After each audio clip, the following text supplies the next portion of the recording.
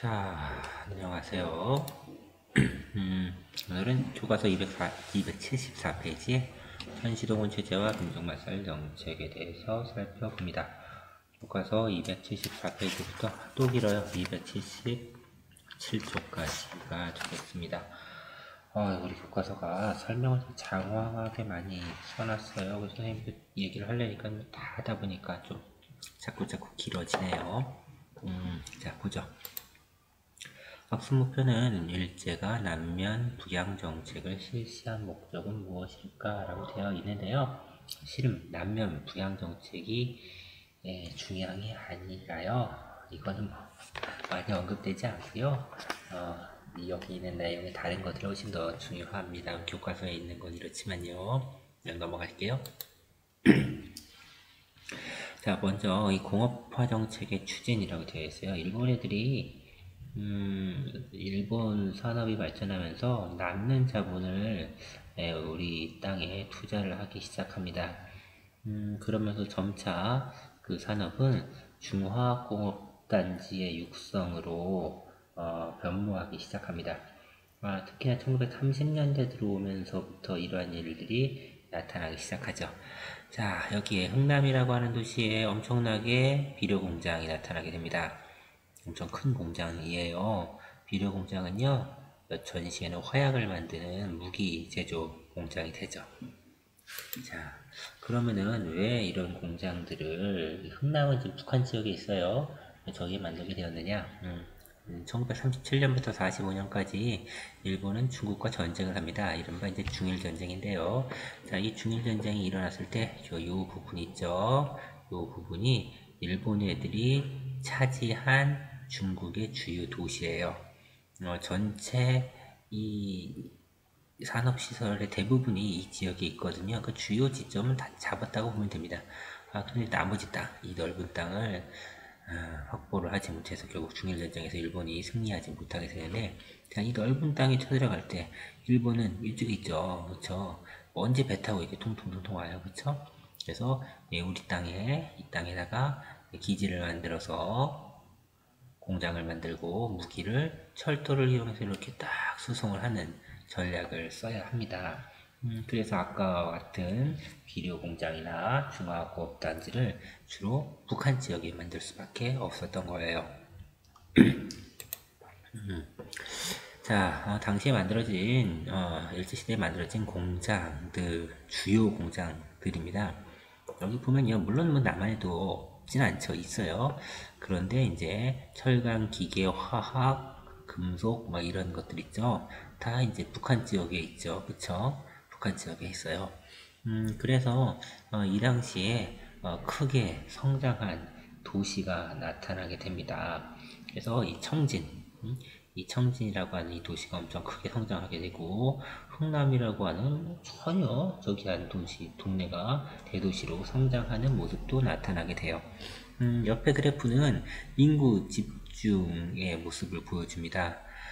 그래서 북한에도 이 전통적으로 여기 인구가 많이 살지 않는 동네예요. 여기에도 인구가 많이 늘어나는 모습을 보여주게 되고, 이 빗금친 지역은 이제 공업단지가 들어선 동네입니다.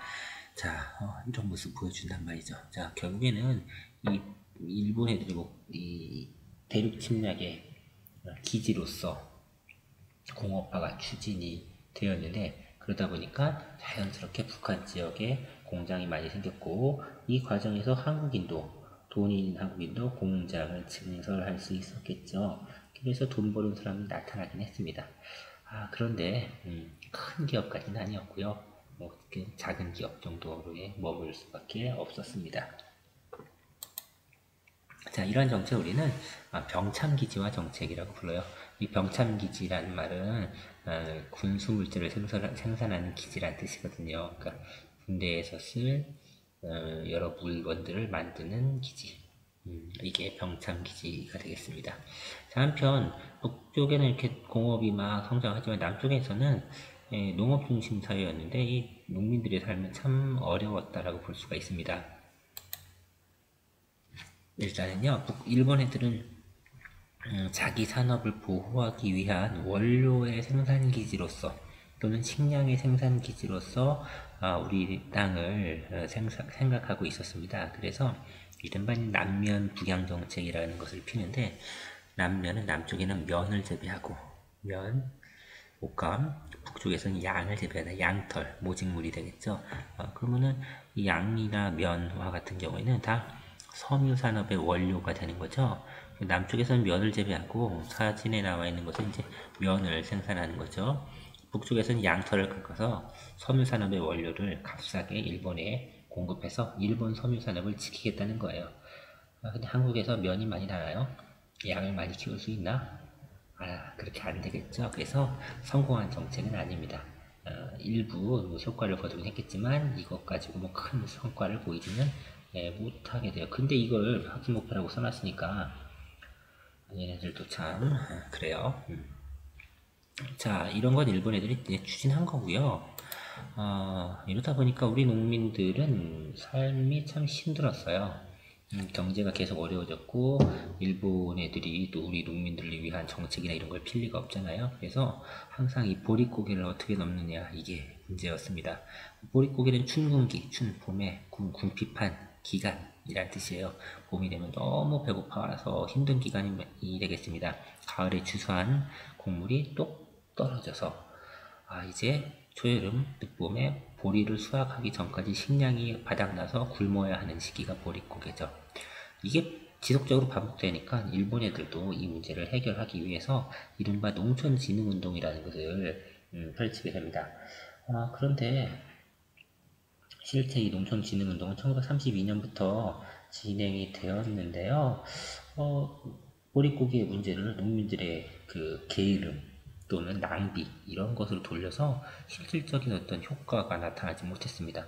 자, 그러자 33년경부터는요, 농가 갱생계획이라는 것을 이제 여기다 얹어요. 추가로 농촌진흥운동에다가 추가로 농가 갱생계획을 강조하는데, 이거는 또 역시 절약해서 아끼고 절약해서 잘 살 생각을 해라. 그러니까 수입을 증대시킬 수 있는 이야기는 해주지 않고요. 그냥 없으면 없는 대로 살아라, 뭐 이런 거예요. 그러다 보니까 근본적인 해결이 되지 못하면서 흐지부지 끝났다라고 볼 수가 있습니다. 그럼 농민들은 어려운 삶을 계속 이어갈 수밖에 없었다라고 볼 수가 있겠죠. 자, 일본의 이런 정책은 바로 이런 거였어요. 자기들의 산업의 원료를 생산하기 위해서 수탈하고, 또는 자기들이 중국 쪽으로 대륙으로 침략하기 위한 군수물자 기지를 만드는데 또 사용하고, 정작 이 땅에 사는 우리 주민들은 뭐 알아서 절약해서 잘 살아라, 내팽개쳤죠. 이런 정책이었다는 거예요. 자, 그 다음에 시간이 조금 더 지나서 전쟁이 본격화되면서부터는요, 일본 애들이 이른바 민족말살 정책이라는 것을 펴게 됩니다. 민족말살 정책까지 가면요, 1910년대 무단통치, 1920년대 문화통치, 그 다음에 30년대 후반부터 나타나는 민족말살 정치, 이렇게 세 개의 단계로 일본의 식민지배를 나누어서 기억하면 되겠습니다.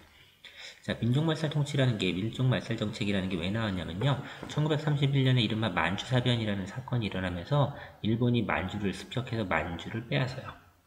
그리고 1937년에 중국과 전쟁을 합니다. 그리고 1941년에는 진주만을 기습하면서 태평양 전쟁, 미국과 전쟁을 해요. 전쟁이 계속 이어지죠. 전쟁이 끝나지 않고 계속 이어지자 일본인들이 군인으로다가 싸우고 일본인들이 전쟁 물자를 생산하는데 한계를 느끼게 됩니다. 그래서 한국인들도 전쟁에 동원해야 되는데 한국인들을 어떻게 믿어요? 그쵸? 총을 거꾸로 들지 폭탄을 어디다 던질지 얘네들을 믿을 놈이 못 돼요. 그래서 침략 전쟁에 우리 민족을 동원하고 싶은데, 그러려면은 우리 민족의 고유한 습성, 민족성을 말살시켜서, 우리 민족을 없애서 일본인화 시켜야 돼요.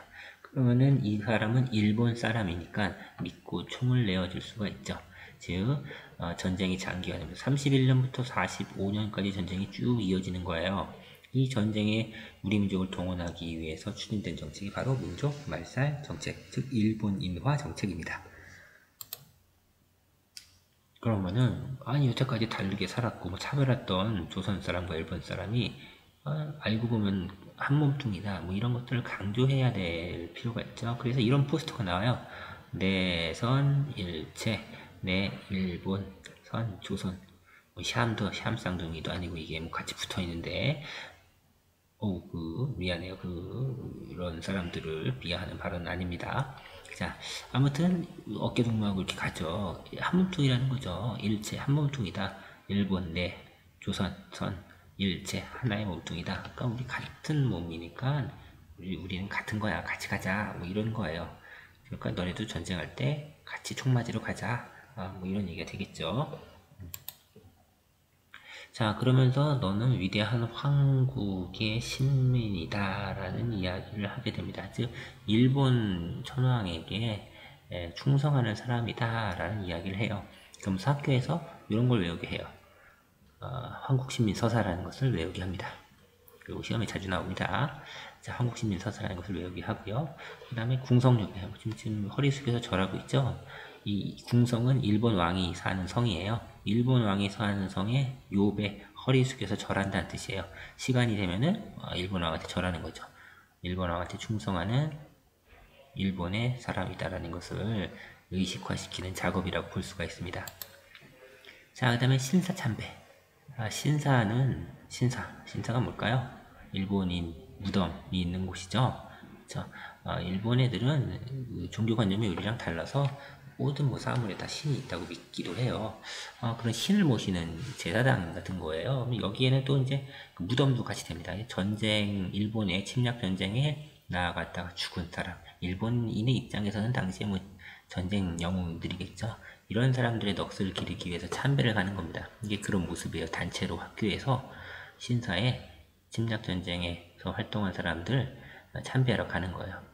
이거 역시 일본에 충성하자는 그런 의식적인 행동이라고 볼 수가 있겠죠.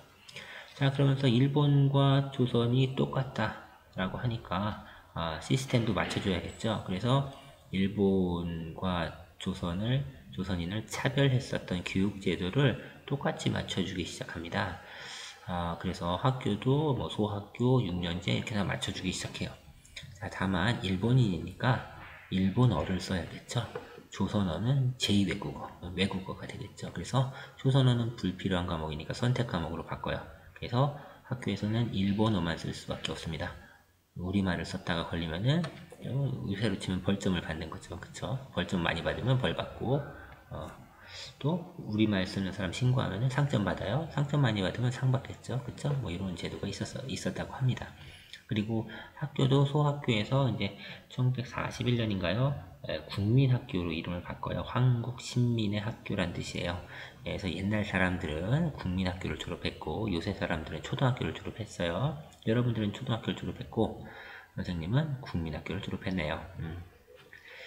자, 이 국민학교 용어는 그런 용어였어요. 국민학교라는 용어가 상당히 대한민국 건국 이후에도 사용되었었는데 사실은 이게 일본에 충성하기 위한 학교라는 안 좋은 뜻에서 만들어진 학교였단 말이죠. 자, 이런 활동들을 얘네가 왜 했냐면은 우리를 전쟁에 동원해서 사용하기 위해서 생각을 세뇌시키기 위한 활동이었다고 보면 되겠죠. 자, 그리고요, 이름도 일본 사람이니까 이름도 일본식으로 바꿔야겠죠. 이른바 창씨 개명. 그래서 일본식 이름으로 바꾸게 됩니다. 뭐 조선인 길동씨는 뭐 나카무라 이렇게 이름을 바꿔야겠죠. 그쵸? 뭐 이런 식으로 일본식 이름을 바꿔야 돼요. 만약에 안 바꾸면 어떻게 되냐? 학교에 입학이 안 되고요. 나중에 이제 식량을 배급을 주는데 배급도 받지 못해요. 취업도 안 돼요. 아무것도 못 해요. 그러니까 산속에서 혼자 살아야 돼. 그러니까 실제로 대부분의 사람들은 일본 이름을 갖게 됩니다. 어쩔 수 없이 살기 위해서 그런 모습을 보여주게 되죠. 장식이며 성씨를 만들고 이름을 바꾼다 이런 뜻이 되겠습니다. 자, 한 페이지 넘어가서요. 276쪽에 전시동원 제재와 사상 통제라는 부분이 나옵니다. 1938년에 이제 전쟁이 장기화되면서 군사 물자가 떨어지게 돼요. 그러면서 모든 것을 전쟁에 동원하기 위한 법령을 마련하게 되는데 그게 이른바 국가총동원법이라는 거예요. 여기에 국가총동원법 자료가 나와 있습니다. 국가총동원이란 국가의 전력을 인적 물적 자원을 운영하는 것을 말한다. 그렇죠? 정부는 전시에 국가가 필요한 총동원상 필요할 때는 총동원 업무에 종사하게 할 수 있다라고 되어 있어요. 그러니까 사람들을 데려다가 일을 시킬 수 있다는 거예요. 그 다음에 정부는 국가 총동원상 필요할 때는 물자에 대한 배급, 그 다음에 사용 이런 것에 대한 명령을 내릴 수 있다. 그러니까 물건도 막 가져다가 쓸 수 있다라는 거죠. 사람도 막 가져다가 부려먹을 수 있고 물건도 막 가져다가 군수물자 생산에 갖다 쓸 수 있다라는 것이 법령으로 발표가 됩니다. 그럼 이후에 이런 활동이 실제 진행이 되겠죠. 자, 그리고 1940년에는 한글신문도 없애버리고요. 41년에는 조선 사상범 예방 구급령이라는 게 발표가 되면서 그 독립운동가들을 막 그냥 재판 없이 체포해버리는 모습도 보여주게 되는데 자잘한 거 두 개는 뭐 그냥 넘어갑시다. 자, 그 다음 페이지에 명참기지화 정책과 물적 자원의 약탈이라고 나옵니다. 아까 국가총동원법 나왔죠? 사람들 막 갖다 쓸 수 있고 사람들 막 갖다 쓸 수 있다고 했었잖아요. 물건들 막 갖다 쓸 수 있다고 했잖아요. 그런 모습입니다. 먼저 이제 물건 갖다 쓰는 거죠. 자, 공출이 나와요. 이 공출이 뭐냐면은 이거 금속재 그릇들, 놋 그릇들 또는 뭐 그 절에 있는 종, 뭐 불상 이런 거 갖다가 무기 만드는 데 씁니다. 그리고 요 사기 그릇을 준 거예요. 사기 그릇, 일본군의 모습이 나와 있는데요. 일본군 멋지다 이런 거죠. 이거 사기 그릇을 주고 쇠붙이는 다 갖다가 뺏어간 거죠. 이런 것들 물건을 갖다 쓰는 것을 공출이라고 불러요. 그래서 뭐 숟가락, 밥그릇 이런 걸 다 갖다가 썼다고 하네요. 자, 그 다음에 쌀도 군인들한테 줘야지 민간인들이 먹을 게 없어요. 그래서 배급을 합니다. 이 사진은요 당시 사진은 아니고요 전쟁 6.25 전쟁 이후의 사진이긴 한데 대략 이런 모습으로 배급표를 갖다 주면 쌀을 이렇게 담아주는 식량 배급이 진행이 됐었을 것으로 보고 있어요. 자, 그 다음에 이제 인적자원의 수탈이라고 해서요. 사람도 갖다 쓸 수 있다고 했었으니까요. 자, 일단 제일 중요한 게 가서 총 들고 총 맞아 죽을 사람이 필요해요. 일본인을 대신해서 또는 일본인과 함께. 그래서 1938년에는 지원병 제도를 마련했어요. 그래서 당시에 너무 배고파가지고 이 지원병에 지원하는 사람이 꽤 많이 있었던 것으로 알려져 있습니다. 자, 지원병 제도가 이때까지만 해도 지원하는 사람만 군대를 갈 수 있었고 나머지 사람은 군대에 못 가요. 안 가는 게 아니라 못 가는 거죠. 왜? 조선인이니까. 얘네 입장에서는요. 자, 그러다가 1943년에는 학도지원병이라고 해서 학생들, 지금으로 치면 뭐 대학생들 지원병을 받기 시작합니다. 그러다가 44년 전쟁이 점점 급박해지다 아예 징병제, 그러니까 일정 연령이 되는 사람들 다 그냥 무조건 군대 가는 거예요. 오늘날 그렇잖아요. 이런 징병제가 실시가 됩니다. 그래서 강제로 막 가서 뭐 하겠어요. 훈련이나 제대로 받고 그냥 가서 죽는 거지. 자, 그 다음에 징용제. 군대 못 가는 사람들은 일터에 끌고 가서 일을 시키는 모습을 볼 수가 있습니다. 자, 이 표에서 보면요. 상당히 많은 사람들이 일본 애들에 끌려가서 징용 그리고 징병 군대로 끌려가서 동원되었음을 알 수가 있습니다. 엄청나게 많은 사람들이 일본에 의해서 뭐 월급 제대로 받았을까요? 못 받았고 제대로 피해 보상 제대로 안 됐단 말이에요. 네. 자, 뿐만 아니라 여성들도 여자 근로정신대라는 이름으로 공장이나 생산시설에 끌려가서 노동력을 착취당하게 됩니다. 이름은 좀 정확히 합시다. 여자 근로정신대는요, 이 공장 등에서 일을 했었던 여성들을 말합니다. 여러분들이 흔히 알고 있는 일본군 위안부하고는 다른 개념의 일본군 위안부는 성적 노예 생활을 강요당했었던 여성들을 말하는 거고요. 여기는 그냥 일을 했었던 사람들을 말합니다. 이 문제는 안타까운 문제지만 여러분들이 익히 알고 있는 일이기 때문에 이 정도로 잡고 넘어가도록 할게요. 즉 이러한 물적 자원과 인적 자원에 대한 수탈이 전시 총동원법에 의해서 일반적으로 추진되는 시기가 언제냐? 1938년 이후에 이제 전쟁이 지속화되면서 나타나는 현상이었다라고 보면 되겠습니다. 이렇게 보면요, 여러분들이 1910년대 무단 통치의 특징, 1920년대 문화 통치의 특징, 그리고 1930년대 후반부터 나타나는 민족 말살 통치의 특징을 서로 구별할 수가 있어야 돼요. 동시대 것끼리 묶어놓을 수가 있어야 된단 말이죠.